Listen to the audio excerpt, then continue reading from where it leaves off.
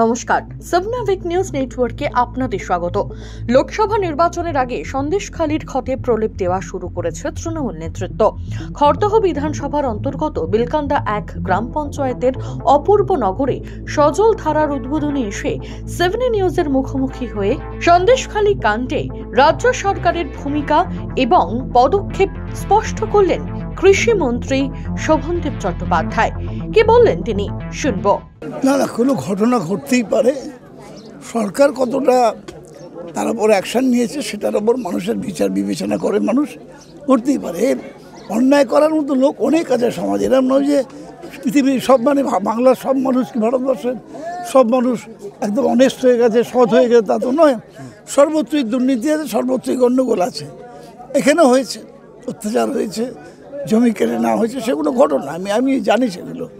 কিন্তু মানুষের কাছে বিচার্য যে মুখ্যমন্ত্রী সঙ্গে সঙ্গে অ্যাকশান নিয়েছেন, সঙ্গে সঙ্গে পুলিশ পাঠিয়েছেন, মানুষের অভিযোগ শোনার ব্যবস্থা করেছেন, যাদের বিরুদ্ধে অভিযোগ হয়েছে তাদেরকে অ্যারেস্ট করেছেন এবং প্রায় 150-200 জন মানুষকে অলরেডি জমি ফেরত দিয়ে দিয়েছেন।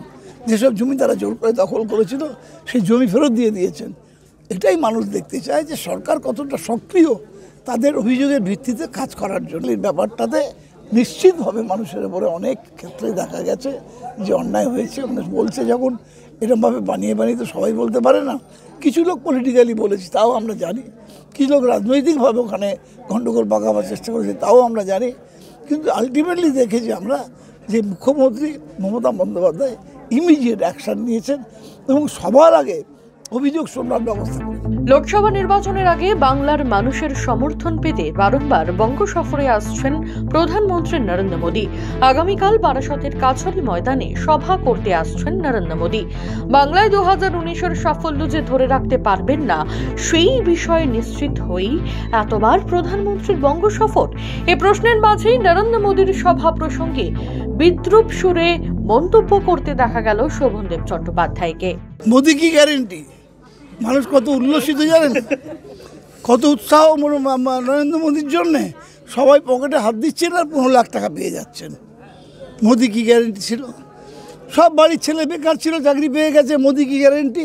বছরে 2 কোটি করে চাকরি দেব, কারো বাড়িতে আর বেকার নেই। মোদী কি গ্যারেন্টি? মোদী কি গ্যারেন্টি ছিল কৃষকের আয় দ্বিগুণ করে দেব? এখনো পর্যন্ত 1.5 গুণও করতে পারেননি। মোদী কি গ্যারেন্টি? মোদী কি যা গ্যারেন্টি একটাও ফুলফিল হয়নি, আর একটাও হবে না। আর যেগুলো হবে সেগুলো 45 সালে হবে, 2045, 2050। এত বড় নাটক করা লোক এর আগে ভারতবর্ষের প্রধান। আগামী 22শে মার্চ ব্রিগেডের ময়দানে জনগর্জন সভার ডাক দিয়েছে তৃণমূল সুপ্রিমো মমতা বন্দ্যোপাধ্যায়। সেই মঞ্চ থেকে কেন্দ্রীয় বঞ্চনার বিরুদ্ধে যে প্রতিবাদের ঝড় উঠবে তা স্পষ্ট করলেন তিনি। কারো কাছে মাথা নিচু করেন। দেখলেন না মুখ্যমন্ত্রীকে 100 দিনের কাছে টাকা দিল না, নিজের বাজেটের টাকা থেকে দিয়ে দিল। আবাস যোজনার টাকা দেয়নি, মুখ্যমন্ত্রী নিজে টাকা দেবেন বলেছেন। সব রাজ্যে ভুল হয়েছে।